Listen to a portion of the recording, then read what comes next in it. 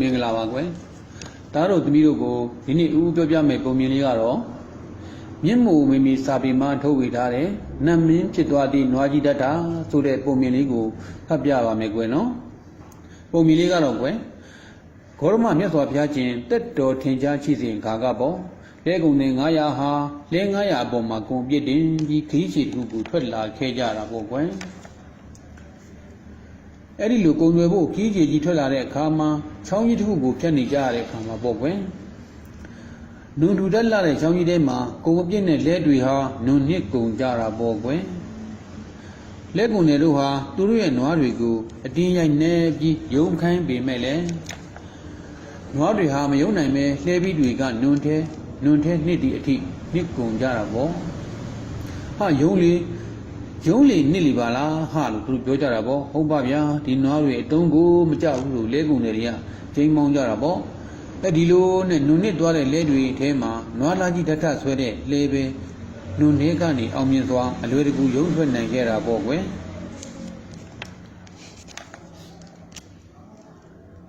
ကျုပ်တို့နွားအုပ်ထဲကနွားတွေတင်မကဘူးဗျဒီစပူမှာဘယ်နွားဓာတ်ထကိုမှမရှင်နိုင်ပါဘူးဆိုနွားကြီးဓာတ်ထကိုချီးကျူးကြတာပေါ့ဟုတ်ပြီကျုပ်တို့ရဲ့လဲတွေကိုလည်းဓာတ်ထကိုပဲဆွဲကမ်းရရင်တော့နုံထဲကနေလွတ်နိုင်မယ်ဗျလို့ပြောကြတာပေါ့ဟုတ်တယ်ကျုပ်လဲရဲ့နုံထဲနေနေတဲ့ဘက်မှာလဲဓာတ်ထကိုတကုတ်တက်တင်ဆွဲကမ်းရမယ်ပြောဆိုပြောတာပေါ့ဒီလိုနဲ့လဲကုံတွေတို့ဟာနွားလားကြီးဓာတ်ထရဲ့အကူအညီနဲ့လဲတွေကိုယုံတင်စေရမှာတော့လဲတစည်းပြီးတစည်းနုံထဲကနေယုံထွက်နိုင်ခဲ့တာပေါ့ကွယ်လဲကုံတွေတို့ဟာသူတို့ရဲ့ကုံလဲတွေနုံထဲကနေလွတ်မြောက်စေဖို့အတွက်နွားကြီးဓာတ်ထကိုတစည်းပြီးတစည်းယုံတင်စေတာပေါ့ဒီလိုနဲ့နွားကြီးဓာတ်ထဟာလဲအစည်းကြီး900သလုံးကိုဆက်တိုက်ဆွဲငင်ပေးရမှာလဲအစည်း900သလုံးကိုနုံထဲကနေဆွဲတင်ပြီးတာနဲ့မောဟိုက်ပင်မန်းလုံးလို့အမောဆုပ်ပြစ်လဲသွားရကနေကျွေးတွေပါအန်လာတာပေါ့ကွယ်လဲအစည်း900သလုံးကတော့နုံထဲကနေလွတ်မြောက်ပြီးချောင်းကပတ်ကိုချုံမိုးစွာရောက်ကုန်ကြတာပေါ့ကဲခရီးဆက်ထွက်ကြမဟဲ့ငါတို့တဲဆောင်လာတဲ့ကုံတွေကိုဈေးကွက်ထဲအမြန်ပို့နိုင်မှအမြန်ဆုံးနေမြန်ရမှာကွာဟုတ်တယ်အချိန်မီခရီးဆက်ကြစို့ဟဲ့ဒါဆိုနွားလားကြီးတက်ကိုဘယ်လိုလုပ်ကြမလဲသူကအမောဆိုပြည်လဲနေပြီလေဟုတ်တယ်တူတူပါအန်နေတယ်ဗျအဲ့ဒီနွားကြီးဟာတုံးစားများတော့ပါဘူးကွာကြည့်ပါအောင်အပြက်ပြီးလဲနေတာထတောင်မထနိုင်ဘူးဟုတ်တယ်အဲ့ဒီလိုပုံစံနဲ့ရှေ့ဆက်ရမှကြီးမှာအဲ့ဒီနွားကြီးလဲဆွဲနိုင်တော့မှမထင်ပါဘူးကွာဟာတွေးတော်အန်နေပြီပဲဒီလာနာဖြစ်နေမင်းဟာဘယ်လက်ဆွဲနိုင်တော့မှာတော့လို့လေသမားလေသား900တွေကကျင်နာကင်းမဲ့ဆိုတာပြောကြတာပေါ့ကွယ်ဒါဆိုဘယ်လိုလုပ်ကြမလဲယင်ဘယ်လိုလုပ်ရမှာလဲကွာအဲ့ဒီနွားကြီးဓာတ်ထဆွဲတဲ့လဲဘော်ကဂုံတွေကိုဒီဘက်တခြားလဲဒီဘော်ကိုမြတင်ပြီးလဲရောနွားပါထားခဲ့ရတော့မှာပေါ့ဆိုပြီးတော့လဲနဲ့နွားကြီးကိုထားခဲ့တာပေါ့ကွယ်ဟုတ်တယ်ဒီနွားကြီးကကျုပ်တို့အတွက်အတုံးမှမကြတော့တာပဲထားပြခဲ့တာပဲကောင်းတယ်ပေါ့ဒီလိုနဲ့လဲကုံတဲ့900ဟာနွားလားကြီးဓာတ်ကိုချောင်းဆက်မှာပဲထားရခဲ့ကြပြီးခကြီးဆက်လက်ထွက်ခွာတွားခဲ့ကြတာပေါ့ကွယ်နွားလားကြီးဓာတ်ဟာပါဇက်ကနေတွေးပွက်အန်လျက်ရင်ထဲမှာမချိမဆန့်ခံစားရင်ချောင်းကန်းတစ်ပင်းမှာတကောင်နဲ့အဖို့ကွဲကြံရစ်ခဲ့တာပေါ့ကွယ်ဩလူတွေသူတို့ရဲ့လက်တွေကိုနုံထဲကနေဆွဲတင်ပြီးခဲ့တဲ့ကျေးဇူးများမထောက်ပဲငါ့ကိုရက်ဆက်စွန့်ပစ်သွားရကြပါလားငါကြောက်တကယ်ပင်မတကြီးအစွမ်းကုန်စူးစမ်းရုန်းကန်ပြီးခဲ့တဲ့ကျေးဇူးကိုချက်ချင်းမလျော်ပြီးငါအပေါ်ရက်ဆက်နိုင်ကြပါလားကျေးဇူးမတည်တတ်တဲ့ဟာတွေတော်လေးကူညီရကျွတ်ပါလားနွားကြီးရွတ်နေတာပေါ့ဒါကြောင့်စေတနာဟာလူတိုင်းနဲ့မတန်ဘူးလို့ခြေပညာရှိကြီးတွေစုံမင်းခဲ့ကြတာကိုဒင်းတို့ကိုကျိုးစွန့်ကူညီမိတာမှားတာပဲဒီလိုမှန်းသိရင်အစတည်းကမကူညီပါဘူးပေါ့နွားကြီးတရဟာကြိတ်မနိုင်ခဲမရဖြစ်ကကျေးဇူးကမ်းသွားတဲ့လဲကုံတဲ့900ပေါ်စိတ်ဆိုးစိတ်နာလေးကြီးနေတော့တာပေါ့ကွယ်နွားသားကြီးတရဟာတောတောင်အလဲမှာအဲ့ဒီလူတကောင်တဲ့ကြံ့ရင်နေတော့မှပဲအမဲလိုက်ခွေးနဲ့လူမုတ်ဆိုးကြီးတကောင်မြုပ်ဆိုးကြီးတယောက်ဟာအဲ့ဒီချောင်းဆက်အနားကိုရောက်ရှိလာခဲ့တာပေါ့ကွယ်ဟာဒီမှာအေယမနွားကြီးတကောင်လဲနေပါလားမုတ်ဆိုးကြီးဟာလဲကြလျက်တွေးအန်နေရှာတဲ့နွားသားကြီးတရကိုတနာကျင်နာခြင်းလောကမရှိပဲဓာတ်ထရဲ့ပေါင်သားတွေကိုအမဲလိုက်ဓာတ်နဲ့ရက်ဆက်စွာလှိဖြတ်တော့တာပေါ့ကွယ်ရော့စားကြစမ်းအောင်နဲ့တို့စားကြစမ်းကြပေါက်တို့ရေလို့ဆိုပြီးတော့မှသူ့ခွေးတွေကိုကျွေးတာပေါ့ သွေးတန်ရဲရဲနဲ့လှိဖြက်ရရှိတဲ့အသားမြောင်းတွေကိုသူ့ခွေးစားဖို့အတွက်ချကျွေးတဲ့အပြင်စားကြမင်းတို့အမဲသားကိုတဝါတစ်ပြဲစားကြစမ်းဆိုပြီးတော့မှသူနဲ့ပါလာတဲ့ခွေးတွေကိုကျွေးတာပေါ့ဟောဒီအတွင်ပိုင်းမိုးကိုသားကိုတော့ကွာအိမ်ငါမရအတွက်ငါသားများအတွက်မျက်နှာလုပ်ဖို့အတွက်ယူရမယ်ဟေးဟဲနဲ့ပေါ့မုတ်သူကြီးကလည်းမကျင်နာတနာမှုကင်းမဲ့စွာဖြင့်လှိဖြက်ပြီးတော့မှယူသွားတာပေါ့ကွယ်နွားလာကြီးတတဟာအချင်းလက်လက်အသားတွေလှိဖြက်ခံထားရတဲ့အတွက်အသေးခိုက်အောင်နာကျင်နာပြီမဲ့မလုံနိုင်မရှက်နိုင်လောက်အောင်တွေးထွက်လွန်ပြီးအပြက်နေကြတဲ့အတွက်အတန်တဲ့မြတ်တာညှဉ်းညူနိုင်ကြတာပေါ့ကွယ်ပုဇိုးကြီးနဲ့သူ့ခွေးတွေထွက်သွားတဲ့အခါမှာတော့နွားလာကြီးတတဟာမရှိမဆန့်ဝေဒနာတွေခံစားရင်တွေးတန်ရဲရဲနဲ့လူလိမ့်ကြံရိတ်ခဲ့ကြတာပေါ့ကွယ်ကိုချင်းစာစိတ်မရှိတဲ့လူတွေတနာကျင်နာမှုမရှိတဲ့လူတွေပါလားကျေးဇူးကမ်းတဲ့လူကိုလူနဲ့ရက်ဆက်တတ်တဲ့လူနဲ့လူတွေဟာအတော့ကိုမနစ်မြုပ်စရာကောင်းလာပါလားဆိုပြီးတော့တူတယောက်တည်းရည်ရွတ်နေတာပေါ့နွားလာကြီးတတဟာလူတွေအပေါ်တွင်အကြီးကျယ်နာကြီးလျက်ချီတော့တာပေါ့ကွယ်ငါမှသာအရင်လိုအားရင်ချိခဲ့ရင်အဲ့ဒီလူယုတ်မာတွေကိုထပြီးဝစ်တက်ပြစ်လိုက်ရှင်တယ်လို့စိတ်ထဲမှာတွေးနေတာပေါ့ခုတော့ငါမှမလုံနိုင်မရှက်နိုင်ဖြစ်နေရပြီအမလီတကူလုံးနားလိုက်ပါပြီနဲ့တကျွတ်မိအောင်អော်နေတဲ့အချိန်မှာပဲမကြမီပါပဲစောင်းအိုးလှုပ်ဖို့တောတောင်ထဲကိုတစ်ခုတ်ရအောင်လာတဲ့စောင်းသမားတဦးဟာတဲ့နွားလာကြီးတထကိုတွေ့သွားတဲ့အခါမှာတော့အလိုသွေးအိမ်ထဲမှာအေယာမနွားကြီးလဲကြနေပါလားပေါ့စောင်းသမားတယောက်ကတွေ့ပြီတွေးညီတဲ့တွေကလည်းဟောင်းနေတာပဲအော်ဂလီဆန်လိုက်တာပေါ့ဝေါ့ဆိုတော့သူအန်အောင်ထွက်တော်မူဖြစ်လာတယ်ပေါ့ကွယ်စောင်းသမားဟာနွားလာကြီးတထနဲ့ဝေးရတီထွက်သွားဖို့ရှင်းလန်းပြင်ပြီးမှာတော့တစုံတရာကိုတတိယရှိပြီးလှည့်ကြည့်လိုက်တာပေါ့ကွယ်အဲ့ကတော့သူ့ကိုကူညီမလားလို့မျောလင်းကြီးနဲ့မျက်စိလေးပေကလနဲ့စောင်းသမားကိုကြည့်နေချတာပေါ့ကွယ်ဒါပေမဲ့နွားလာကြီးတထမျောလင်းတယ်လို့တော့ဖြစ်မလာပါဘူးကွယ်ကြည်စမ်းဒီနွားကြီးရဲ့အကြောမြင်တွေကအတော်ပြည့်တောင့်တင်းလာပါလားဆိုပြီးတော့ဟုတ်ပြီဒီနွားကြီးရဲ့အကြောမြင်တွေကိုစောင်းကျိုးလုပ်ဖို့ခုတ်ဖြတ်ယူသွားမယ်ဒီလိုနဲ့စောင်းသမားဟာလက်ထက်ကရဲရင်းနဲ့ဓာတ်ထရဲ့အကျိုးမြင်တွေကိုခုတ်ဖြတ်တော့တာပေါ့ကွယ်ဓာတ်ထရဲ့အသားတွေကလွှာပြီးသားဖြစ်နေတဲ့အတွက်အကျိုးမြင်တွေထင်းပေါ်နေတယ်လीဒီတော့စောင်းသမားအတွက်အကျိုးမြင်တွေကခုတ်ဖြတ်ရတာလွယ်ကူသွားတာပေါ့ကွယ်ဓာတ်ထမှာတော့အကျိုးမြင်တွေခုတ်ဖြတ်ခံရတဲ့အတွက်အသေးခိုက်အောင်နာကျင်ခံစားရကြပြီးတော့လीဒီကိုယ်လုံးပို့လို့ပဲမလုံနိုင်ဖြစ်သွားရတာပေါ့အမေလေးကျွတ်နာလိုက်တာနဲ့ညှဉ်းညူနေရတာပေါ့ကွယ်အကျိုးမြင်တွေကိုရဲဆက်ခုပြယူပြီးစောင်းသမားဟာကျေနပ်စွာဖြင့်ထွက်ခွာသွားတဲ့အခါမှာပေါ့ကွယ်နော်လာကြီးတထဟာပုံမိုပြင်းပြတဲ့ဝေဒနာနဲ့အတန်တဲ့မြတ်တာညှဉ်းညူရဲ့ကြံရစ်ကြတယ်ပေါ့လူတွေရက်ဆက်လိုက်ကြတာအကျဉ်းနာမဲ့လိုက်ကြတာဒုက္ခရောက်နေသူကိုမကူညီကြတဲ့အပြင်ရက်ဆက်ကြပါပြီပေါ့တင်းတို့ကိုမုန်းနေနာကြီးတယ်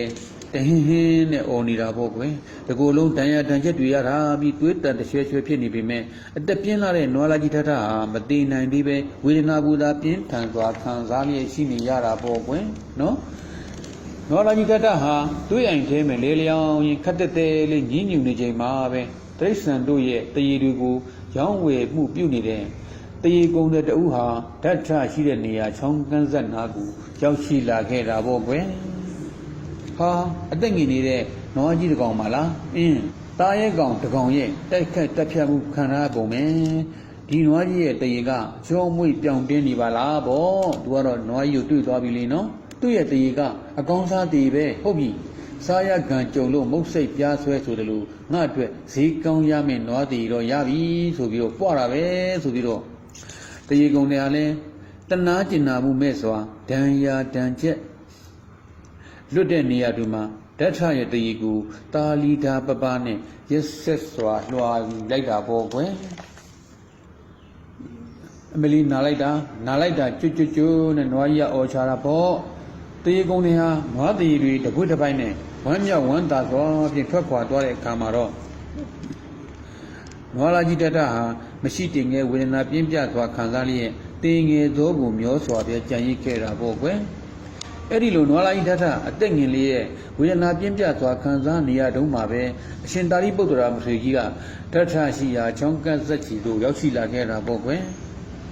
အရှင်သာရိပုတ္တရာမထေရမြတ်ကြီးဟာသွေးအိမ်ထဲမှာမရှိမဆန့်ဝေဒနာခံစားနေရရှာတဲ့နွားလာကြီးဓာတ်ကိုတွေ့မြင်ရတဲ့အခါမှာတော့မဟာဂယုဏတော်ကြီးမားစွာဖြစ်ပေါ်သွားတော်မူတာပေါ့ကွယ်။အိုးခမညာဝေဒနာပြင်းစွာခံစားနေရချပြီးမကြမီခန္ဓာဆင်းရတော့မှာပါလား။အရှင်သာရိပုတ္တရာမထေရကြီးဟာကြီးစွာသောမဟာဂယုဏတော်နဲ့နွားလာကြီးဓာတ်ကိုကူညီလိုတဲ့ဆန္ဒဖြစ်ပေါ်တော်မူတဲ့အတွက်တောထဲသို့ပြောင်းဝင်သွားကဆန်းချောင်းတစ်ခုကနေကြည်လင်အေးမြလာတဲ့ဆန်းရည်ကိုတပိတ်တော်နဲ့ခယူလိုက်ပြီးနွားလာကြီးဓာတ်ရှိရာစီတို့ပြန်၍ကြွလာခဲ့တာပေါ့ကွယ်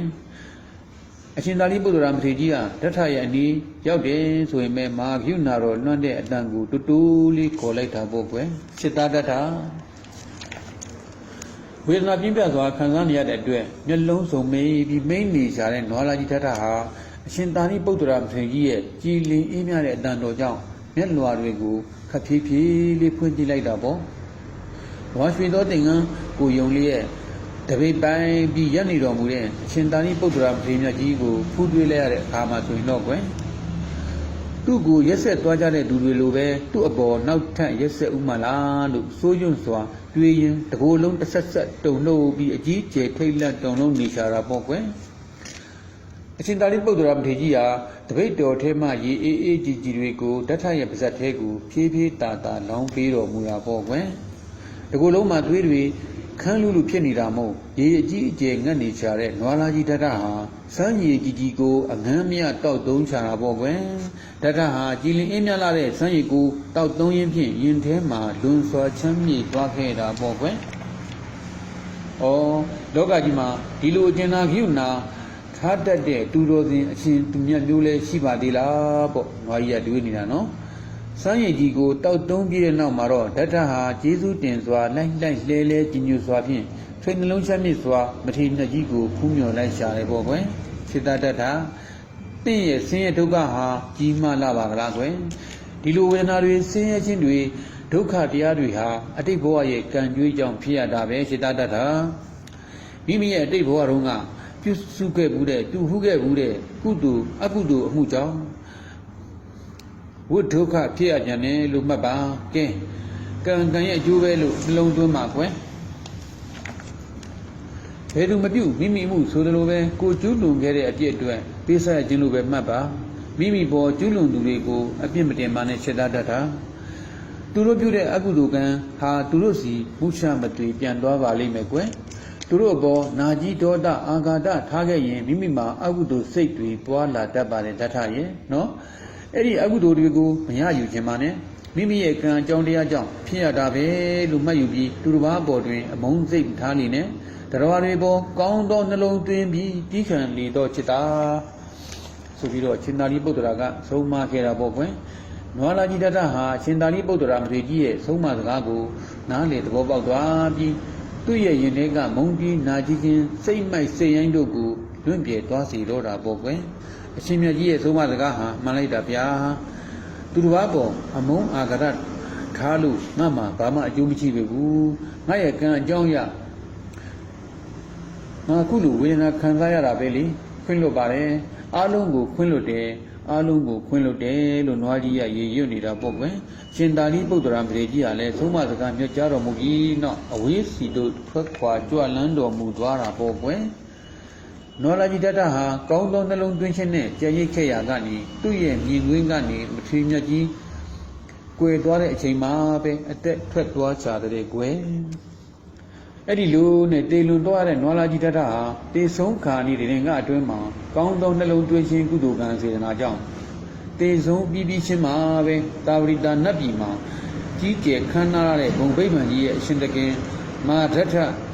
နတ်မင်းကြီးဖြစ်သွားတာပေါ့ကွယ်နွားကြီးဓာတ်ဟာတိရစ္ဆာန်ဖြစ်ခဲ့ပေမဲ့အရှင်သာရိပုတ္တရာမထေရမြတ်ကြီးရဲ့ကျေးဇူးတော်ကြောင့်ဒီကနေ့တရင်ကအတွင်းမှာပဲအကုသိုလ်စိတ်ကင်းဝေးအောင်ကောင်းသောနှလုံးသွင်းမှုဖြ ပြုနိုင်ခဲ့တဲ့အတွက်နွားကြီးတထဟာတိရစ္ဆာန်ဖြစ်ခဲ့ပေမဲ့အချင်းသာရိပုတ္တရာမထေရမြတ်ကြီးရဲ့ကျေးဇူးတော်ကြောင့်ဒီခါနီးတရင်ကအတွင်းမှာပဲအကုသိုလ်စိတ်ကင်းဝေးအောင်ကောင်းသောနှလုံးသွင်းမှုပြုနိုင်ခဲ့တဲ့အတွက်သောတာပတ္တိမေရကနတ်ပြည်မှာနတ်မင်းကြီးဖြစ်ပြီးကောင်းကျိုးခံစားရတာပဲဖြစ်ပါတယ်သားတို့သမီးတို့ရဲ့နော်ပုံမြင်လေးကတော့ဒါပါပဲကွယ်